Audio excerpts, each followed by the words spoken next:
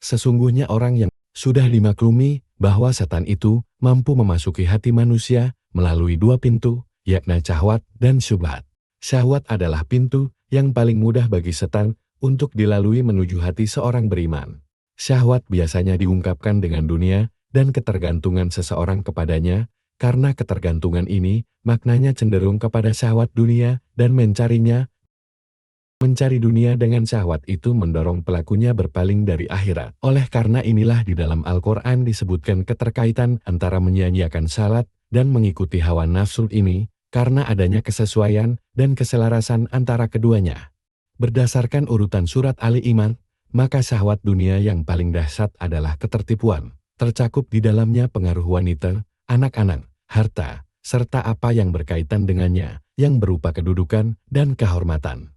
Hadits yang diriwayatkan oleh Abu Sa'id itu mengindikasikan bahwa umat ini akan diuji dengan syahwat sesudah berlalu 60 tahun jika dihitung dari awal diutusnya Nabi Shallallahu Alaihi Wasallam. Dengan demikian yang dimaksudkan adalah era berkuasanya Yazid dari Bani Umayyah dan termasuk juga era-era sesudahnya, yakni Imperium 60 tahun yang mana Abu Hurairah radhiyallahu anhu memohon perlindungan kepada Allah dari fitnahnya. 1. Fitnah dunia. Sumber fitnah dunia adalah kelalaian umat ini atau personil-personilnya dari mengagungkan akhirat. Seorang muslim tidak lagi melihat apa yang di depan kedua matanya kecuali persaingan antar sesama untuk menggapai harta duniawi. Apabila mereka sudah masuk ke dalam arena pacuan duniawi, maka kedunguan akan menerpa dirinya, sehingga membutakan hatinya dari akhirat dan menjadikan dirinya kondung kepada dunia. Kecondongan kepada dunia itu berarti terhalangnya seorang muslim dari keistimewaan imannya yang paling istimewa. Dia berubah menjadi gambar tanpa makna, lantas dia tidak mencari dengan amalannya walaupun itu berupa amalan keagama kecuali harta dunia dan perhiasannya. Dengan kelakuan seperti itu, berarti dia sudah keluar dari arena pacuan dalam meraih akhirat tanpa dia sadari. Bagaimana mungkin dia akan menyadari ketika dia sudah tertipu dengan dunia? Apalagi setan telah berhasil menghias-hiaskan kepadanya harta duniawi yang menyenangkan diri. Buah agamanya hanyalah angan-angan yang senantiasa dia dambakan tanpa dapat diraih. Maka dia sekarang sudah termasuk golongan yang diterangkan oleh Allah Subhanahu wa Ta'ala. Katakanlah, apakah perlu kami beritahukan kepada kalian tentang orang-orang yang paling merugi perbuatannya? Yaitu orang-orang yang telah sia-sia perbuatannya dalam kehidupan dunia ini. Sedangkan mereka menyangka bahwa mereka berbuat sebaik-baiknya. Al-Kahfi 18, 103-104. Kejahatan kadang-kadang tersembunyi di dalam kebaikan. Disinilah bahaya mengancam. Dari Amr bin Auf al-Ansari radhiyallahu anhu, bahwasanya Rasulullah Shallallahu Alaihi Wasallam bersabda, ketika kedatangan Abu Ubaidah radhiyallahu anhu dengan membawa jizyah dari Bahrain, aku menyangka kalian sudah mendengar Abu Ubaidah telah datang dengan membawa sesuatu. Para sahabat, benar. Wahai Rasulullah. Rasulullah bersabda, bergembiralah kalian dan harapkanlah apa yang menyenangkan bagi kalian. Demi Allah, bukan kemiskinan yang aku khawatirkan atas kalian. Akan tetapi yang aku khawatirkan keadaan kalian bila dihamparkan kepada kalian dunia sebagaimana dulu dunia dihamparkan kepada orang-orang sebelum kalian, maka kalian akan berlomba-lomba untuk mendapatkannya sebagaimana mereka dulu berlomba untuk menggapainya. Lantas dunia itu membinasakan kalian sebagaimana ia dahulu telah membinasakan mereka. Al Bukhari, Al-Jazal, Hadits Nom, 3158. Penjelasan, hadits ini berisi peringatan bagi umat ini, agar waspada jika harta dunia dihamparkan untuk orang-orang beriman. Petunjuknya sangatlah jelas bahwa dengan terhamparnya dunia itu mengakibatkan perlombaan dan persaingan yang berujung pada kebinasaan. Ini adalah sunnah Rabbani untuk setiap komunitas sebagai akibat jika harta dunia dibukakan kepada mereka. Siapa saja yang mengamati perkembangan sejarah umat ini, terutama pada era Umayyad dan Abbasiyah, serta era-era sesudahnya, pastilah dia mengetahui bagaimana rusaknya ruhani mereka karena dunia dan perhiasannya, serta ketamakan mereka untuk meraih kerajaan yang pasti akan hilang. Dari Abu Sa'id Al-Khudri radhiyallahu anhu, bahwasanya Rasulullah Shallallahu Alaihi Wasallam berdiri di atas mimbar. Lalu beliau bersabda, yang aku khawatirkan atas kalian sepeninggalku adalah dibukakannya untuk kalian sebagian dari berkah dunia. Kemudian Nabi Shallallahu Alaihi Wasallam menceritakan keindahan dunia. Beliau memulai dari salah satu dari keduanya, lalu menerangkan yang lain setelahnya. Seorang pria berdiri dan berkata, "Wahai Rasulullah, apakah kebaikan itu akan datang dengan keburukan?" Nabi Shallallahu Alaihi Wasallam diam. Kami berkata, beliau sedang menerima wahyu. Orang-orang diam, seolah-olah di atas kepala mereka ada burung. Kemudian beliau mengusap keringat dari wajah beliau lalu beliau bersabda, "Di mana si penanya tadi? Apakah dia baik-baik saja?" 3 kali sesungguhnya kebaikan itu tidak datang kecuali dengan kebaikan.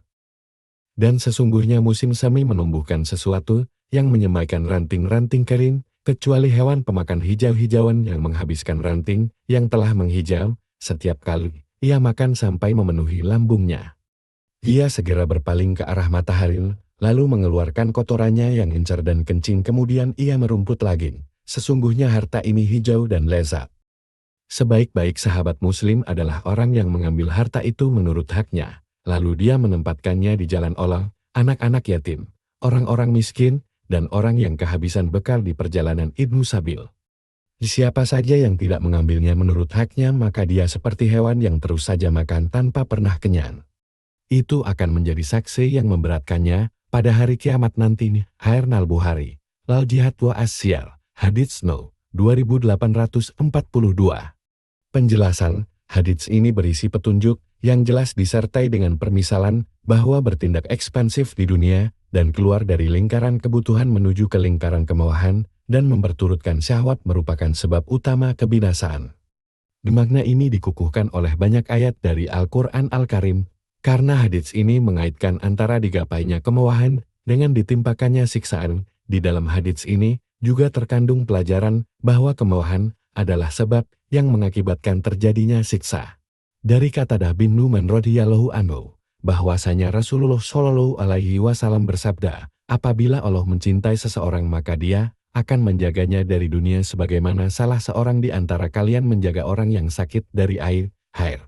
At-Tirmidzi, At-Tib, Hadits No. 2107. Dia berkata, hadits ini Hasan Gharib. Penjelasan, kadang-kadang seorang mukmin menyangka bahwa berpalingnya dunia dari dirinya merupakan wujud terbukanya pintu keburukan untuk dirinya. Ini adalah hasutan dan provokasi dari setan yang seringkali seorang mukmin terjatuh ke dalamnya, sedang dia tidak mengetahuinya. Bahkan tetapi keburukan yang hakiki adalah menghadapnya dunia kepada dirinya, berhiasnya dunia untuk dirinya, dan fitnahnya yang dilancarkan kepadanya. Adapun berpalingnya dunia dari dirinya, maka perkara ini pada umumnya justru merupakan salah satu pintu dari sekian banyak pintu perlindungan ilahi untuk si mukmin yang bersangkutan, seringkali ketika takdir Allah Subhanahu wa Ta'ala ditetapkan. Apabila pintu-pintu dunia terbuka untuknya, maka dia terkena fitnah.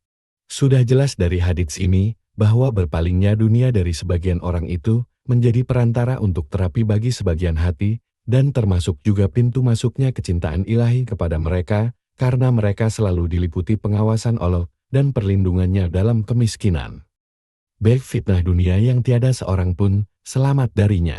Dari Wabarah, dia berkata, seorang pria bertanya kepada Ibnu Umar, bolehkah aku melakukan tawaf di Baitullah, sementara aku sudah berihram untuk haji? Ibnu Umar balik bertanya, lalu, apa yang menghalangimu? Dia menjawab, sesungguhnya aku melihat anak si Fulan membencinya sedangkan engkau adalah orang yang lebih kami cintai daripada dia. Kami melihatnya telah terfitnah oleh dunia. Ibnu Umar berkata, siapa di antara kita atau di antara kalian yang tidak terfitnah oleh dunia? Kemudian Ibnu Umar berkata lagi, kami melihat Rasulullah Shallallahu Alaihi Wasallam melakukan ihram untuk haji, melakukan tawaf di Baitullah, mengerjakan sa'i antara Safa dan Marwah. Maka sunnah Allah dan sunnah Rasulullah Shallallahu Alaihi Wasallam itu lebih layak diikuti daripada sunnahnya si Fulan. Jika kamu benar-benar jujur, Sahih Muslim. Kami katakan, yang dimaksud dengan Ibnu Fulan anaknya si Fulan yang memfatwakan kemakruhan itu adalah Ibnu Abbas radhiyallahu anhuma. Wabarah menyangka bahwa Ibnu Abbas telah terfitnah oleh dunia. Alasannya, karena Ibnu Abbas sebelumnya pernah menjadi gubernur Basrah, sedangkan kedudukan sebagai pemimpin itu merupakan wahana yang berbahaya dan menjadi tempat fitnah. Perkataan Ibnu Umar, siapakah di antara kalian yang tidak terfitnah oleh dunia itu termasuk bukti sikap tawadu merendahkan diri, serta keindahan adab, terutama ketika dia melihat sebagian orang berpaling dari Ibnu Abbas orang salih dan alim dari umat ini, Hibrul Ummah. Kisahkan akan Ibnu Umar berkata kepada si penanya, bahwa apa yang dia khawatirkan terjadi pada Ibnu Abbas itu sungguh telah terjadi dan dialami oleh semua orang. Setiap orang itu mempunyai bagian dari fitnah dunia, dalam bentuk serta derajat yang berbeda dengan orang lainnya. Si mencari dunia dan berpaling dari akhirat adalah pintu fitnah terbesar. Dari Abu Hurairah radhiyallahu anhu, Rasulullah shallallahu alaihi wasallam bersabda, akan keluar di akhir zaman nanti beberapa orang yang mencari dunia dengan amalan din. Mereka mengenakan pakaian di tengah-tengah manusia dengan kulit kambing yang lembut, lisan mereka lebih manis daripada gula. Tetapi hati mereka adalah hati serigala. Allah Subhanahu wa Ta'ala berkalam, apakah terhadapku mereka berani menipu, ataukah mereka berani melawan aku? Maka dengan kebesaranku, aku bersumpah, aku benar-benar akan mengirim kepada mereka fitnah yang mengakibatkan ulama yang teguh hati menjadi bingung. At-Tirmidzi, Az-Zuhud, Hadits No. 2515. Syekh Al-Albani berkata, hadits ini sangat dhaif. Dari Ka'ab radhiyallahu anhu, sesungguhnya aku mendapati sifat suatu kaum yang belajar untuk tujuan selain beramal, memperdalam ilmu untuk tujuan selain ibadah, mencari dunia dengan amalan akhirat. Mereka berbaju kulit kambing, hati mereka lebih pahit daripada perasan pohon bahung yang paling pahit. Apakah denganku mereka tertipu, atau kepadaku mereka hendak menipu? Aku bersumpah dengan diriku, akan aku sediakan untuk mereka fitnah yang membiarkan orang yang santun dan berilmu dalam keadaan bingung. As-Sunan 1, 102. Dari Ibnu Umar radhiyallahu anhuma, Nabi Shallallahu alaihi wasallam bersabda, sesungguhnya Allah Subhanahu wa Ta'ala berkalam, sungguh aku telah menciptakan makhluk yang lisan mereka lebih manis daripada madu, tetapi hati mereka lebih pahit daripada perasan pohon bakung. Maka dengan diriku aku bersumpah, akan kusediakan untuk mereka fitnah yang membiarkan orang berilmu di antara mereka dalam keadaan bingung. Maka denganku mereka tertipu, atau terhadapku mereka berani menantang. At-Tirmidzi, Sunan At-Tirmidzi, Kiat Nazud, Hadits No. 2516. Dia menyatakan bahwa hadits ini Hasan Gharib. Komentar, jika ditinjau dari semua jalan periwayatannya, hadits ini termasuk hadits dhaif laman. Akan tetapi masing-masing darinya menguatkan yang lain. At-Tirmidzi menetapkan bahwa hadits Ibnu Umar itu berderajat hasan. Al-Munziri menukilkan penetapan hasan oleh At-Tirmidzi ini dan mengakui kebenarannya. Oleh karena itulah kedudukan hadits ini adalah hasan li ghairi atau dhaif yang dikuatkan. Penjelasan. Umat ini asalnya adalah umat akhirat. Kebaikan dunia bagi umat ini pada hakikatnya hanyalah hasil dari kebaikan akhirat dalam hati dan perilaku mereka. Dengan kata lain, kebaikan yang didapatkan di dunia itu merupakan akibat dari kebaikan akhirat yang ada di dalam pikiran dan perilaku umat. Apabila umat ini diuji dengan adanya orang yang hanya peduli terhadap kebaikan dunianya saja, walaupun itu digapai dengan perhitungan bahwa akhiratnya runtuh, lalu dia membawa kebaikan dunia dengan mengklaim bahwa itulah kebaikan akhirat, maka ini adalah bencana besar dan fitnah yang terdahsyat. Inilah maksud dari beberapa hadits yang memaparkan tentang rusaknya cara berpikir orang-orang yang berpengaruh di masyarakat. Secara keseluruhan hadits ini menunjukkan satu jenis manusia yang menampakkan dirinya sebagai ahli ibadah, zuhud, dan lembut tutur katanya, serta menyenangkan, padahal mereka ini pada hakikatnya pencari dunia. Dunia adalah cita-cita terbesar mereka, atau menjadi sesembahan mereka yang pertama. Di keadaan lahiriah mereka berlawanan dengan kondisi batiniah mereka. Hati mereka menyelisihi lisan mereka mencari dunia dengan mengerjakan amalan akhirat.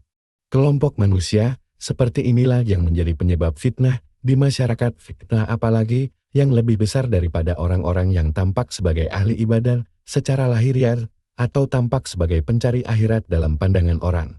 Tetapi mereka sebenarnya adalah penyembah dunia. Arahan yang benar menurut mereka macam apakah yang akan didapatkan masyarakat umum dari orang-orang seperti ini? Hadits ini juga menunjukkan bahwa dengan adanya kelompok ini di tengah masyarakat merupakan sebab utama terjatuhnya masyarakat ke dalam fitnah yang menyesatkan, yang tidak jelas di dalamnya manakah kebenaran dan mana pula kebatilan, mana yang salah dan mana yang benar. Karena dahsyatnya fitnah itu dan saking gelapnya, sehingga menjadikan orang yang paling pantas mengetahui kebenaran pun menjadi bingung dalam mengurusi urusannya. Di bawah kelompok penyebab fitnah ini, secara bertingkat, ada orang yang mempelajari ilmu-ilmu akhirat dengan tujuan dunia. Orang seperti ini banyak jumlahnya di zaman kita. Mereka juga memiliki andil di dalam fitnah yang menerpa umat ini. Fenomena terfitnahnya umat yang disebabkan oleh mereka ini dapat ditepis ketentuan pokok, yakni hendaknya mengarahkan publik dengan pengarahan yang benar yang menghasilkan kebaikan akhirat dan dunia.